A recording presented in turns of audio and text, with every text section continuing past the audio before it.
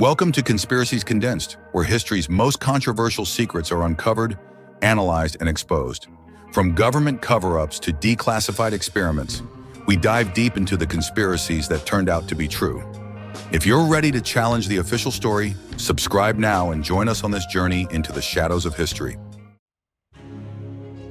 This is going to blow your mind. Imagine a world where your digital life is an open book. Your emails, your search history, your private messages, all laid bare for government agencies to see. This was the unsettling reality exposed in 2013 when Edward Snowden, a former National Security Agency contractor, blew the whistle on PRISM. This clandestine program, shrouded in secrecy, allowed the U.S. government to collect vast amounts of data from ordinary citizens around the world, raising profound questions about privacy and the reach of government surveillance. Snowden's revelations sent shockwaves across the globe, triggering a fierce debate about the balance between national security and individual liberties in the digital age. Snowden's leak unveiled a program of staggering scope and power. PRISM, as it was known, was not simply about targeted surveillance of suspected terrorists. It was a dragnet, scooping up data from millions of people, many of whom were completely innocent of any wrongdoing. This mass collection of personal information, often without a warrant or even suspicion of a crime, struck at the heart of democratic values and ignited a firestorm of controversy. The public reaction to Snowden's revelations was swift and furious. Protests erupted in cities around the world as people grappled with the chilling realization that their digital lives were not as private as they thought. Governments scrambled to defend their actions, citing national security concerns and the need to combat terrorism. But for many, the damage was done. The PRISM leak had shattered the public's trust in their governments and the tech companies that had become complicit in this vast surveillance apparatus. The PRISM scandal marked a turning point in the digital age. It forced us to confront uncomfortable truths about the erosion of privacy in the name of security and the growing power of intelligence agencies in the digital realm. Snowden's actions, however controversial, sparked a global conversation about the limits of surveillance and the fundamental rights of citizens in a world increasingly dominated by technology. You need to hear this if you're concerned about your privacy. PRISM was not just another government surveillance program. It was a technological marvel, a data collection behemoth that gave the NSA unprecedented access to the digital lives of millions.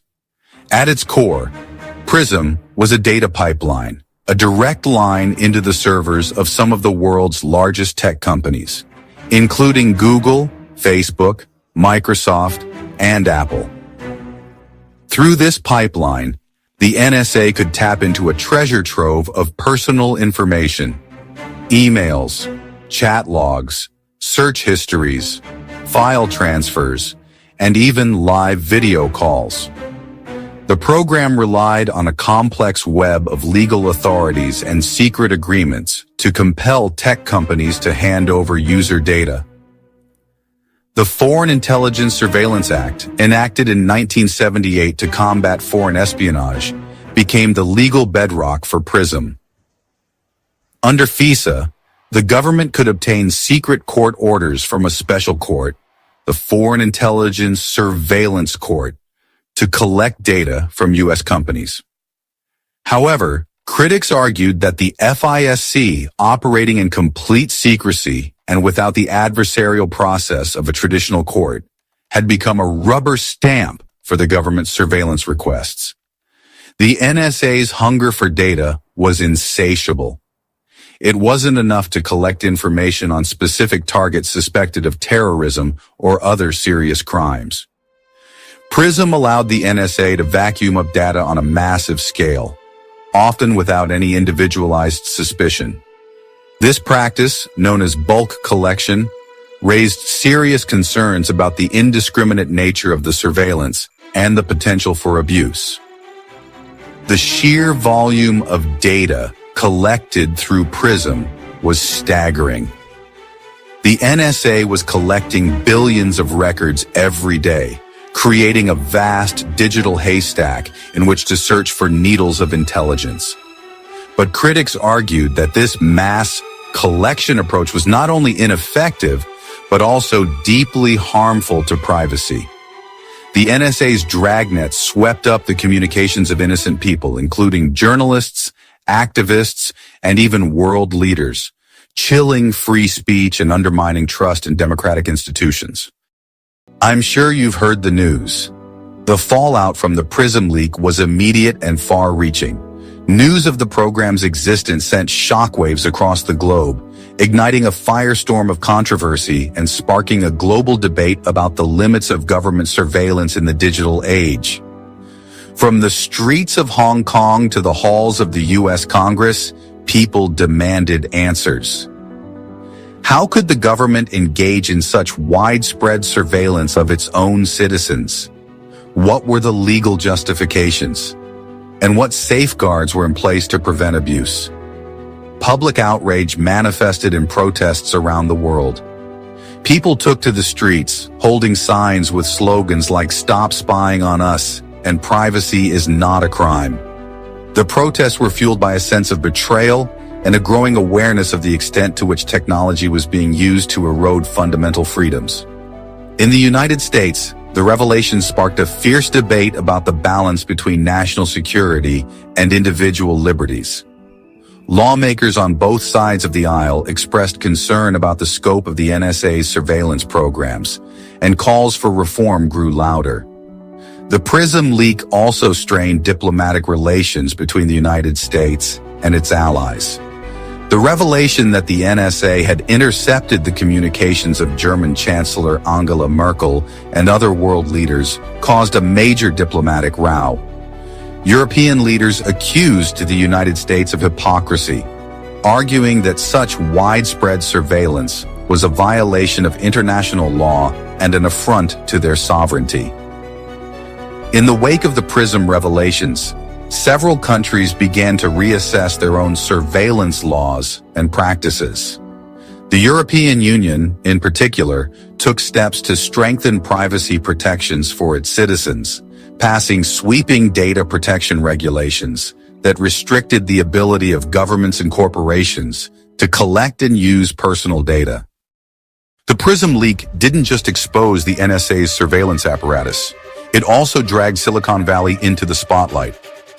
Tech giants like Google, Facebook, and Microsoft, once hailed as engines of innovation and progress, now found themselves branded as complicit in the government's mass surveillance programs. The public, once enamored with the promise of the digital age, began to question the true cost of these technologies and the motives of the companies that controlled them. Tech companies, caught in the crosshairs of the surveillance debate, scrambled to defend their actions. They argued that they were legally obligated to comply with government requests for data, and that they had no choice but to comply with secret court orders. However, internal documents leaked by Snowden suggested that some companies had collaborated more closely with the NSA than they had publicly acknowledged. The PRISM revelations fueled a growing sense of distrust in big tech, leading to what some called a techlash. People became more aware of the vast amounts of data that tech companies were collecting on them, and the ways in which this data could be used for surveillance and manipulation. The backlash against big tech spurred a movement towards greater digital privacy and security. People began to adopt privacy-enhancing technologies like virtual private networks, or VPNs, and encrypted messaging apps to shield their online activities from prying eyes. The use of encryption, in particular, became a major point of contention between tech companies and governments. Encryption, which scrambles data to make it unreadable without a decryption key, emerged as a crucial tool for protecting privacy in the digital age. However, law enforcement and intelligence agencies argued that encryption hindered their ability to investigate crimes and prevent terrorism. The debate over encryption, which continues to this day, highlights the tension between security and privacy in the digital age and the challenges of balancing these competing interests in a democratic society. I bet you didn't know how much surveillance has evolved since Edward Snowden's revelations about PRISM shook the world. While the initial shockwaves have subsided, the legacy of PRISM continues to shape the digital landscape. The debate about the balance between security and privacy remains as relevant as ever, complicated by the rise of new technologies and the ever-expanding reach of government surveillance. The fight against mass surveillance has seen both victories and setbacks. The USA Freedom Act, passed in 2015, imposed some limits on the NSA's bulk collection of phone records. However, other surveillance programs continue to operate in the shadows, often with little transparency or accountability. The intelligence community, emboldened by its successes in the war on terror, has sought to expand its surveillance powers, arguing that new threats require new tools. The advent of artificial intelligence has added a new dimension to the surveillance debate. AI-powered technologies like facial recognition, predictive policing, and social media monitoring have given governments and corporations unprecedented capabilities to track and analyze human behavior. While these technologies have the potential to improve public safety and efficiency, they also raise profound ethical and legal questions about privacy, discrimination, and the erosion of due process. The long shadow of PRISM serves as a stark reminder of the importance of vigilance in defending our digital rights. As technology continues to advance at an unprecedented pace, we must remain vigilant in holding governments and corporations accountable for their actions and in ensuring that our fundamental freedoms are protected in the digital age. The fight for privacy is not a battle that can be won or lost in a single day. It is an ongoing struggle that requires constant attention, engagement, and an unwavering commitment to democratic values. Thank you for joining us on this journey into the hidden depths of history. If you enjoyed uncovering this secret, there's so much more waiting to be explored. Make sure to subscribe to Conspiracies Condensed so you never miss another shocking revelation. And if you found this video thought-provoking, hit that like button. It really helps us keep bringing you the truth.